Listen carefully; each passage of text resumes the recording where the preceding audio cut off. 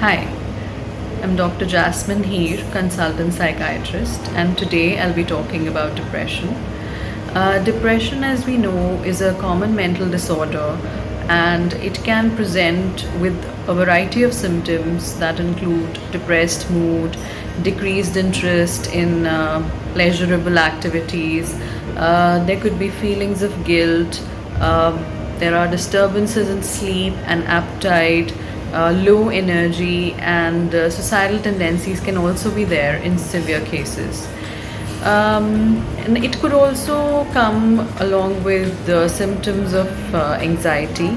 And in the Indian subcontinent, especially, we see a lot of patients who have masked depression.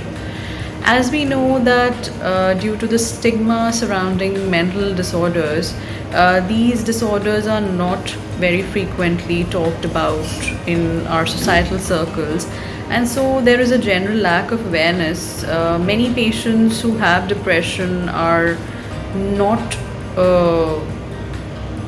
coming out with their diagnosis or are not aware enough to know what they have. And many patients present to us with aches and pains in various parts of the body, which they cannot point out to one particular diagnosis. And after they've gotten so many tests done, these are actually cases of depression, which I just mentioned. It's called masked depression.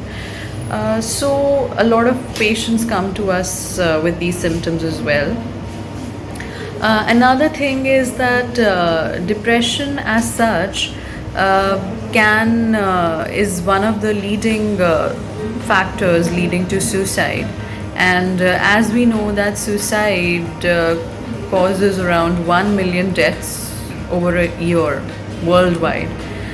So it's a huge problem, and there has to be more awareness regarding this diagnosis and this disorder, so that more support can be extended to people who are suffering from it, and the stigma associated with this disorder can be managed.